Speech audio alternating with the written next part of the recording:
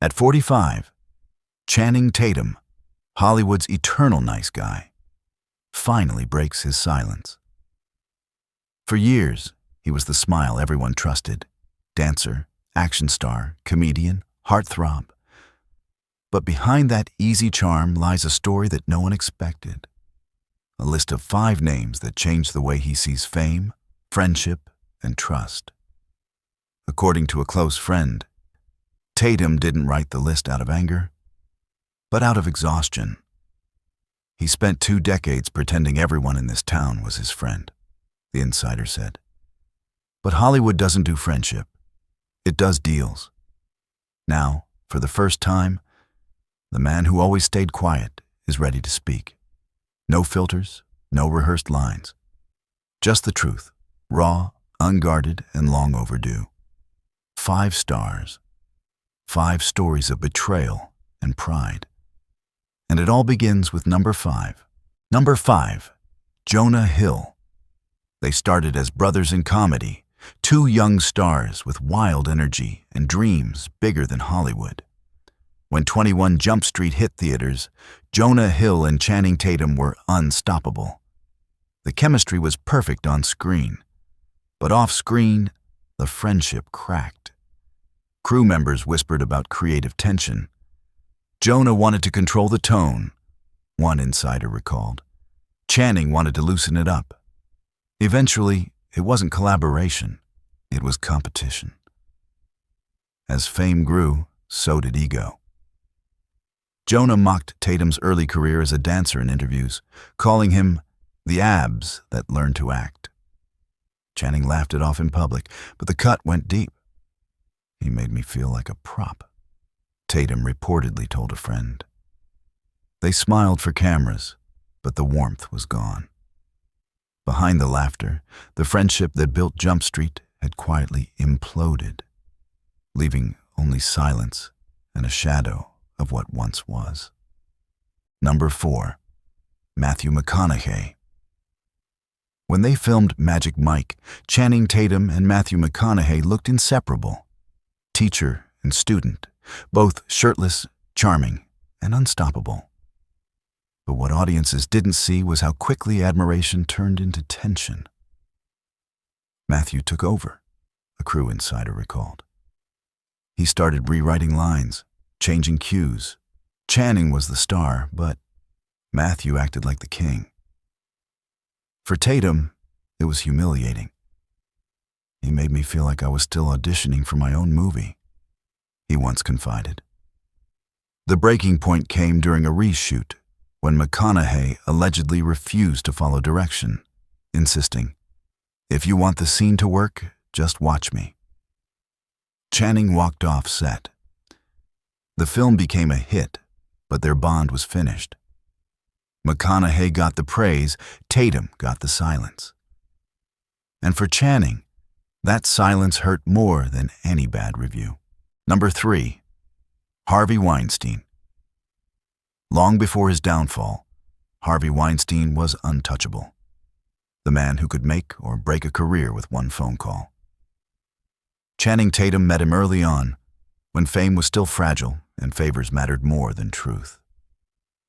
At first, Harvey seemed like a mentor.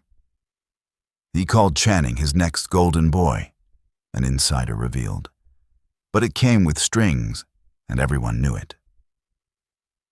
Tatum watched Weinstein manipulate, threaten, and exploit others, and he stayed silent, like most people in Hollywood then. But when the truth surfaced years later, silence turned to disgust. He used power as a weapon, Channing told a friend, and we all helped him by pretending not to see.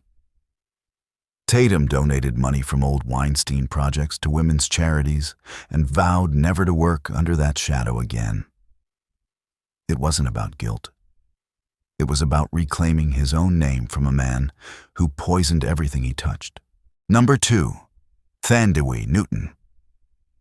They were supposed to share the spotlight in Magic Mike's Last Dance, equals on screen, partners in story. But the collaboration fell apart before the cameras could even roll. According to insiders, Thandie Newton and Channing Tatum clashed from day one. "She challenged everything," said a crew member. "The script, the tone, even his leadership." Channing's calm cracked fast. One heated argument reportedly erupted over a politically charged line, an argument that ended with Newton walking off set. Within days, she was gone from the project entirely. Publicly, the studio called it creative differences. Privately, crew members said it was a battle of pride, one that left Tatum shaken. "He doesn't lose his temper," a close friend shared, "but she found the one button no one should ever press." The fallout was professional, but for Channing, it felt personal. Because behind the scenes, respect had turned into resentment. Number 1. Alex Pettyfer. Their feud is the one Hollywood never forgot. When Magic Mike exploded into a cultural phenomenon, fans saw brotherhood on screen. But behind the scenes, it was chaos. Channing Tatum and Alex Pettyfer clashed from the very first rehearsal. Alex had an attitude, a crew insider confessed. He thought he was the star. Channing was producing, but Alex refused to listen. Tatum tried to mentor him, but things only got worse. When Pettyfer failed to pay rent to one of Tatum's friends, word spread fast. "He burned every bridge in one move," the insider said. Tatum never confronted him publicly, but the decision was made. Pettyfer would never return for the sequel. Years later, Alex admitted his mistakes, saying, "Channing didn't like me." For Tatum, forgiveness came quietly, but trust never did. It was the first lesson he learned about Hollywood. Some apologies arrive too late. But here's the truth few people know. That list, the 5 names whispered across Hollywood, wasn't written in anger. It was written in acceptance. A close friend revealed that Channing kept a folded piece of paper in his journal, the same one he carried through film sets and long nights. On it, those names were listed in careful handwriting, followed by a single line. "They taught me who I didn't want to become." Jonah showed him the price of ego. Matthew showed him the danger of charm. Harvey showed him the rot beneath power. Thandie showed him how passion can destroy peace. And Alex showed him how pride ruins promise. When the note leaked, tabloids turned it into scandal. But for Channing, it wasn't about hate.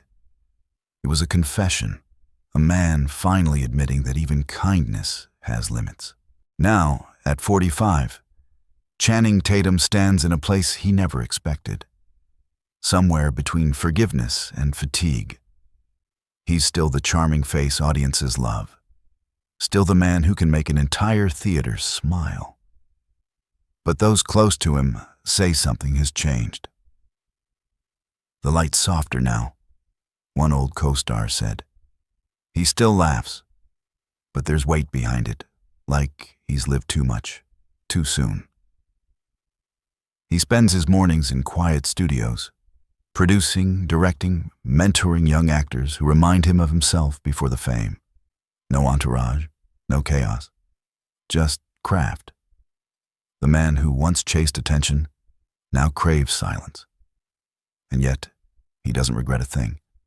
Every argument, every betrayal, every fall made him sharper, more real. He's no longer chasing the perfect version of Hollywood friendship. He knows it doesn't exist.